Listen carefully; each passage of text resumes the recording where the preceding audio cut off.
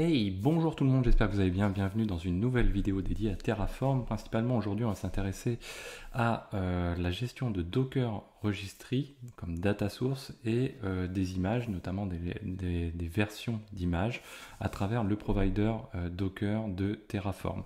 Vous verrez en fin de vidéo, on aura une petite astuce aussi encore à rajouter. Alors pourquoi ça? Pourquoi faire ce genre de choses là? Tout simplement parce que lors de la dernière vidéo, si vous vous souvenez, on a déployé un WordPress. Alors, effectivement, il est déployé, on n'a pas de souci, le voici. Mais si vous regardez, on va checker l'idempotence. Donc, checker l'idempotence, c'est quoi? C'est relancer un Terraform Plane et vérifier ce qui va se passer. Et là, le résultat, malheureusement, il n'est pas bon. Pourquoi? Parce qu'en fait, on a bien notre WordPress qui a été déployé, mais si je rejoue mon Terraform, ce qui se passe, c'est que vous voyez qu'il va resupprimer, il va supprimer les deux conteneurs ici. Donc le conteneur WordPress, le conteneur MySQL, et il va les recréer. Donc en fait, ça c'est très mauvais parce que on va avoir le sentiment que tout se passe bien. On va relancer et finalement, nos conteneurs qui sont en dessous ici vont être recréés. Donc si je fais ici au-dessus un Terraform apply-auto approve. Donc vous voyez que mes conteneurs en dessous, ils sont à 3-4 minutes de status. Si je rejoue mon Terraform apply,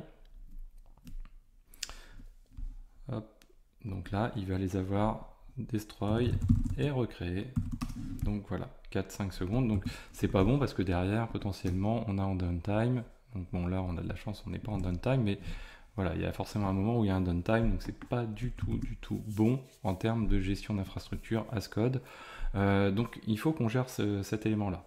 Pour gérer cet élément-là, donc on va aborder plusieurs choses dans cette vidéo. On va voir comment utiliser une source registry, donc une data source. Donc une data source, c'est quoi? C'est une ressource, mais qui ne peut pas être modifiable. On l'a déjà abordé dans les définitions. Et vous allez voir, finalement, ça s'utilise comme autre chose. Et donc, c'est comme si on avait une base de données distante qu'on pouvait interroger.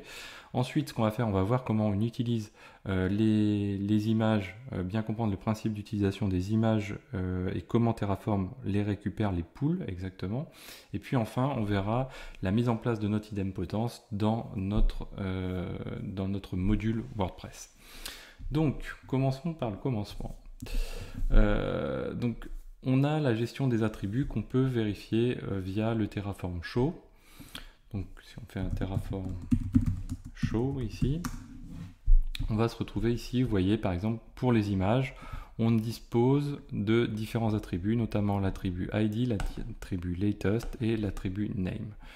Nous, l'image, ce qui n'est pas satisfaisant au jour d'aujourd'hui, pour l'instant, c'est que notre image... Nos images ici, voilà, ces images-là, donc l'image database et l'image WordPress, on se base sur un nom qui est fixé dans la ressource Docker Container, ça c'est pas satisfaisant. Donc nous, on va travailler plutôt le côté, je vais interroger une image, une ressource, donc je vais interroger une registry, comme data source, donc de cette manière-ci, pour prendre l'information de l'image, savoir même si l'image a évolué. Vous allez voir que Terraform est très intéressant, puisqu'en fait, même si le tag de l'image n'évolue pas, lui, ce qu'il fait, c'est récupérer le SHA-256 de l'image sur la registry, il le compare, et si le tag n'évolue pas, il va quand même faire la modification si le SHA-256, il va faire le pull si le SHA-256 a évolué. Et puis ensuite, on va pouvoir utiliser cette image via la ressource Docker Image. Donc on va faire un petit test juste pour bien comprendre cet aspect de SHA-256. Première chose, on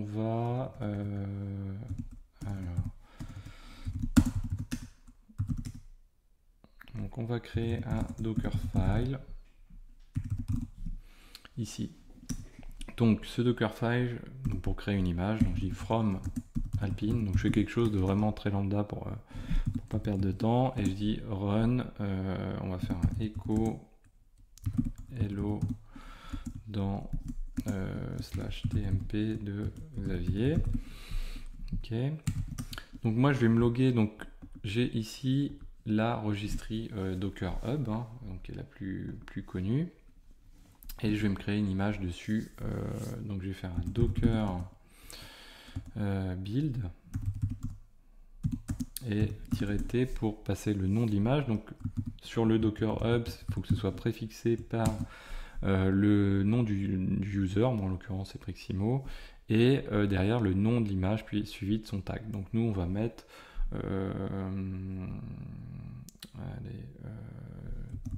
doc, voilà, et on va dire que c'est l'image 1.0, quoi, le tag 1.0 suivi du point pour utiliser le Docker, le Dockerfile. D'ailleurs, je vais me loguer, donc je vais faire un login, je vais faire un Docker login ici. Donc pour me connecter à ma registrie distante de Docker Hub, hein, ici. Et puis je vais pousser cette image. Donc je vais faire un Docker push de ceci. Voilà, donc là il me pousse bien l'image. Hop. Voilà. Donc l'image, on va la retrouver ici. Hop. Voilà, donc j'ai bien l'image qui est arrivée ici. Pas de souci. D'ailleurs, on peut se mettre dedans. Donc j'ai bien un tag ici qui est le 1.0, simplement. Donc ça, c'est une première chose. Donc nous, ce qu'on veut faire maintenant, c'est on va se rendre dans notre projet, on va aller modifier module docker run, et on va prendre le main.tf. Donc là, nous, ce qu'on va faire, on va déclarer une registrie. Donc ressources, docker registrie. On lui donne un petit nom à cette. Donc là, on va mettre Docker Hub par exemple. Et puis derrière, on va indiquer quelle image on prend sur cette source. Hein. Donc je vous ai mis tous les éléments ici. Nous, on va prendre l'image ici, donc celle qu'on avait tout de suite. Name, hop, voilà. C'est quoi TerDoc? Donc nous, c'est Preximo, il ne faut pas oublier le préfixe. / TerDoc 2.1.0. Donc ça, c'est une première chose. Ensuite, donc là, on fait que de se connecter à la registrie. Et alors, j'ai mis ressources, pardon, c'est data. Voilà, c'est ça qui est très important. C'est exactement le même principe, sauf que là, on est sur une source d'information. Donc là, c'est ce qui va nous permettre d'aller checker, d'aller consulter à la demande les éléments, les attributs qui sont stockés sur Docker Hub de cette image-ci. Donc du coup, on est capable de savoir si cette image va évoluer à distance et on va pouvoir ensuite l'utiliser. Donc on va faire un ressource. Cette fois-ci, on va dire Docker container, image, pardon. Parce que cette fois-ci, on va aller récupérer l'image pour la mettre sur notre serveur qui est en bas. Si je fais un Docker images en bas, j'ai rien du tout, hein, je n'ai pas cette image. Et derrière, on va aller spécifier donc le nom d'image. On va dire TerDoc. Donc là, c'est le nom interne à Terraform. Et vous voyez qu'ici, on va pouvoir intégrer le nom, mais le pull trigger également. Donc on va se remettre ici. Toc, on va gagner un petit peu de temps comme ça. Donc, on a le nom et on se retrouve avec le pull trigger. Le pull trigger, donc l'avantage, c'est qu'on va lui dire, bah, écoute, tu vas pouler dès lors que quelque chose va évoluer. Donc nous, ici, on est sur Docker Hub, le nom de la ressource, de la data source, pardon.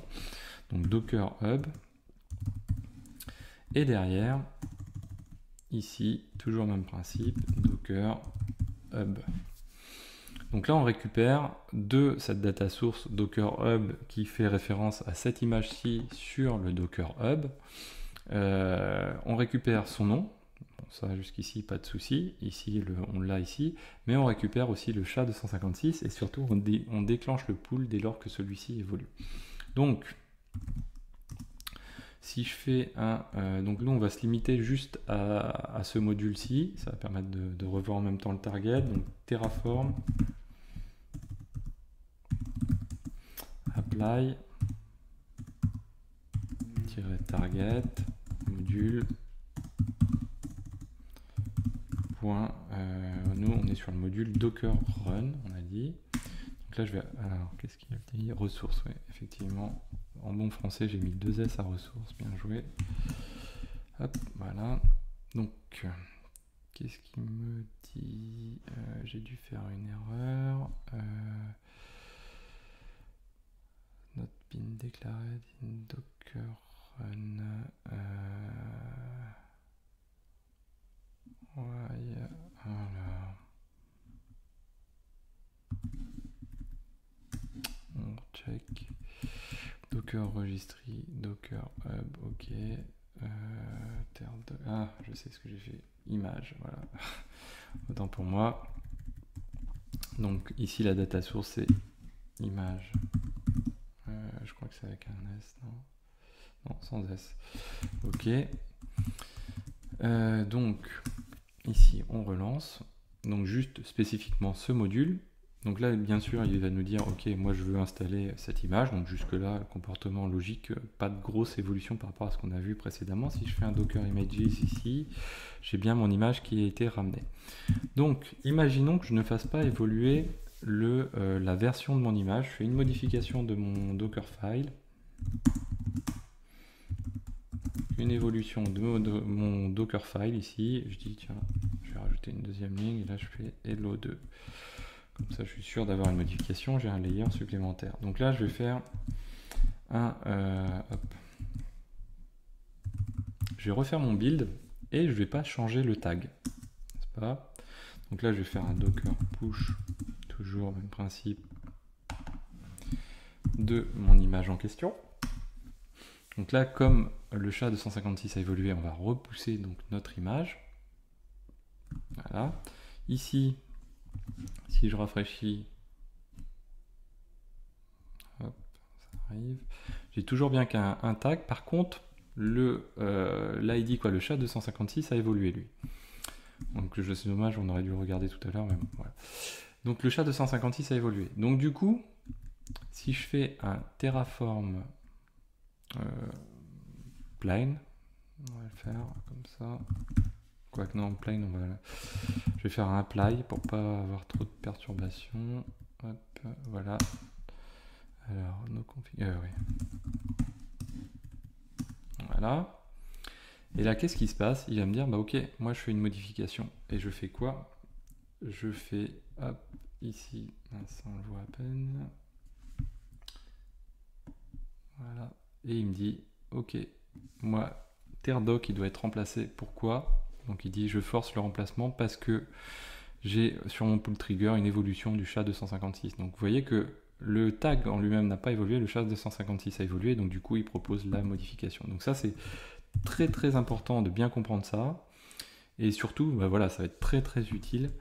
Ça évite les problèmes quand les tags évoluent, du coup on est capable de les suivre. Donc là il va avoir fait évoluer l'image. Donc là on va pas le voir comme ça, mais l'ID a changé. Voilà, donc alors ça c'est une première chose. Donc ça c'est la partie un petit peu théorique de ce qu'on avait. Maintenant, on va s'intéresser du coup à la gestion de notre idempotence, on a dit, de l'intégralité de notre module, notamment WordPress. Donc si je fais un Terraform plain, qu'est-ce qui se passe au niveau de notre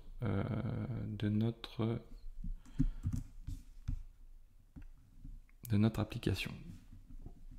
Alors, donc nous, nos deux conteneurs sont modifiés. Nous, c'est ce qu'on souhaite éviter. Donc sur quel motif ils sont modifiés? Donc on va déjà s'intéresser au premier motif. Donc c'est ici sur la gestion de l'image. Donc là déjà la gestion d'image, on a vu qu'on n'était pas forcément, par rapport à ce qu'on a fait précédemment, on n'était pas forcément de la meilleure manière de faire. Donc on va s'y intéresser.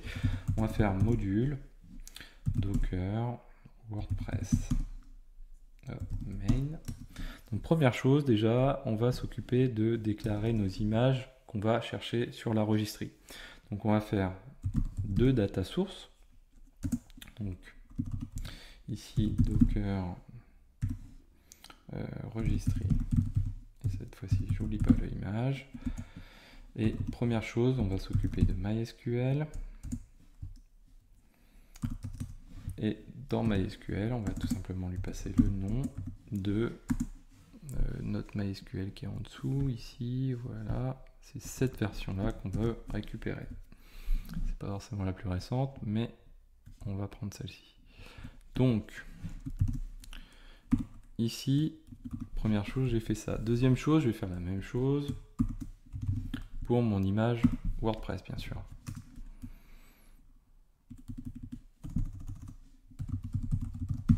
Ok, donc ici c'est la WordPress latest. Ok, donc là je suis bon. Donc maintenant il faut que je récupère ces images. Donc pour récupérer ces images, nous ici on avait lancé directement le conteneur. Le conteneur, lui, son premier réflexe, c'est d'aller voir si l'image est là. S'il l'a pas, il va le télécharger. Donc ça, c'est pas forcément la meilleure manière de fonctionner. Nous, ce qu'il faut, c'est aller récupérer cette image pour gérer justement l'idempotence qu'on n'a pas réussi à gérer jusque-là. Donc on va déclarer une ressource qui est de type donc, Docker image. Et on va les nommer de la même manière, donc MySQL.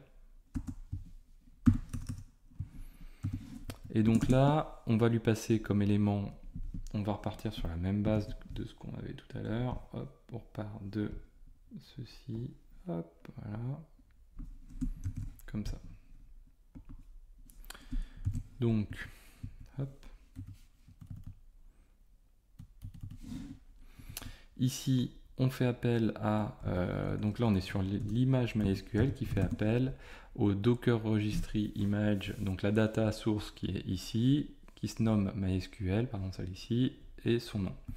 Ensuite on fait le même principe ici, MySQL, et cette fois-ci on dit qu'on trigger du coup sur le SHA-256. Donc déjà ce qui est déjà beaucoup mieux. Donc, ensuite on va faire notre WordPress de la même manière.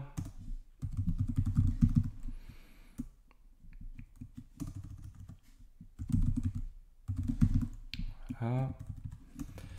Et voilà.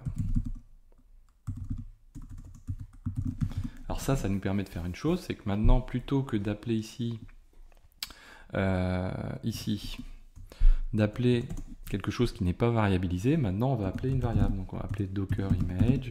Donc là on est sur MySQL.name. On va faire pareil, vous allez voir, ça on va le faire évoluer juste après. On va faire pareil pour WordPress. On va faire docker image.wordpress.name. Vous allez voir que c'est pas suffisant, c'est pas satisfaisant encore. Donc là si je fais ça, je fais un Terraform plain. Qu'est-ce qui se passe? Hop, je peux mettre en entier ici. Il me dit OK, il me dit du coup je m'occupe de créer les éléments, mais vous allez voir qu'il reste sur ici sur une évolution des conteneurs. Alors on va faire ce qu'on va faire pour y voir un petit peu encore plus clair, on va faire un Terraform apply-auto remove pour bien comprendre les choses. Auto approve, pardon. Auto remove c'est autre chose. Auto approve. Toc. Voilà. Donc là, on va repartir sur quelque chose de clean par rapport à la gestion des images. Donc on va être bien sur la gestion des images. Donc là, on est toujours bon. Ok, on va fermer les yeux.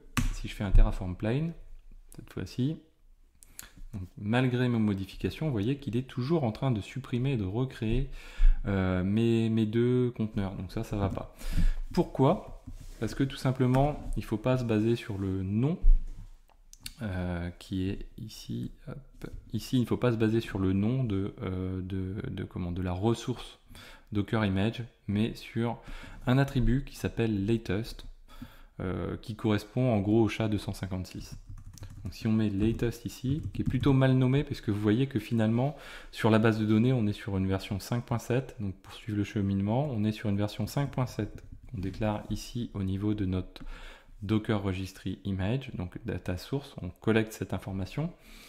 Ensuite, ici, on dit, OK, moi je veux cette image-là, donc on récupère cette image sur la machine, et derrière cette image contient, cette ressource contient un attribut qui s'appelle latest, on ne le voit pas là, mais il s'appelle latest, qui contient le SHA-256, et du coup, on passe cet attribut ici. Ça ne veut pas dire que c'est la version de l'image latest, ça veut dire que c'est l'attribut qu'on récupère.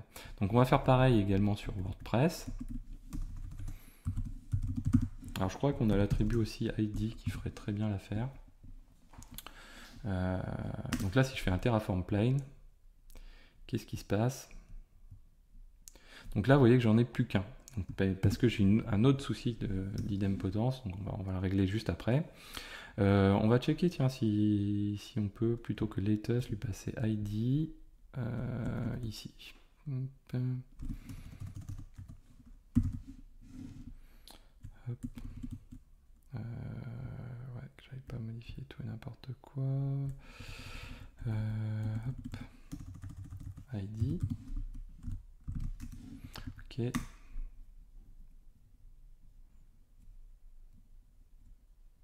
Donc non, il faut passer latest, vous voyez. Donc l'ID, effectivement, c'est pas la bonne méthode, donc il faut lui passer latest. Ouais, l'ID, ça doit se référer à la ressource. Donc voilà.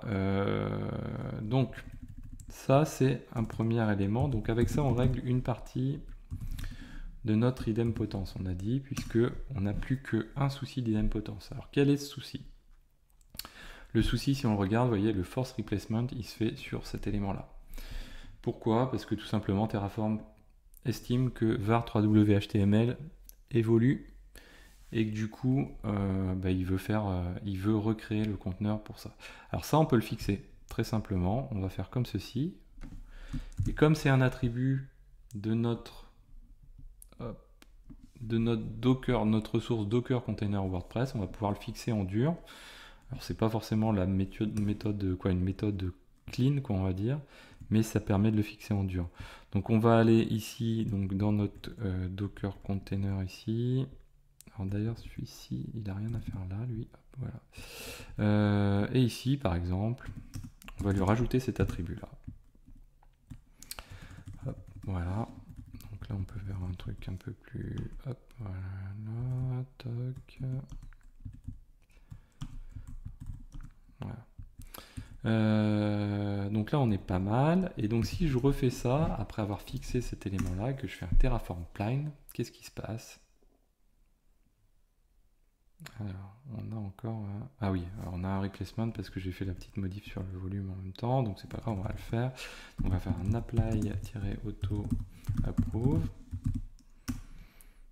Voilà. Et puis, on va le rejouer derrière juste pour checker l'idempotence cette fois-ci. Donc là c'était normal, j'ai fait la petite modification que j'ai fait sur le volume au-dessus, il l'a appliqué. Et là si je refais un Terraform Plane cette fois-ci, vous voyez que là il me dit ok, l'infrastructure est up to date. Si je le rejoue encore, il me redit pareil, il me dit j'ai rien à faire, l'infrastructure est up to date. Donc là on a vraiment géré l'idempotence. Ce qui est important à retenir, c'est vraiment cet aspect de toujours la checker.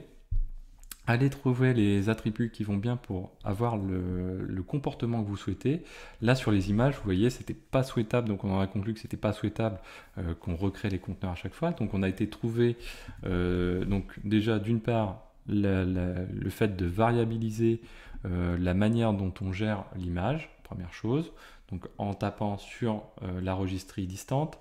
À partir de cette data source, donc là c'est vraiment quelque chose qu'on a vu, qu'on a découvert aujourd'hui, la data source, donc pour récupérer les informations, on a pu récupérer du coup le SHA-256, ce qui fait que si on a une évolution comme on a vu dans le test, que le tag n'évolue pas mais que l'image évolue malgré tout, on va re-trigger dessus, donc on va repouler l'image quand même, et on va régénérer les choses. Ensuite on a vu la petite astuce avec le latest, très important, qui permet du coup de se dire est-ce que réellement elle a évolué ou pas cette image?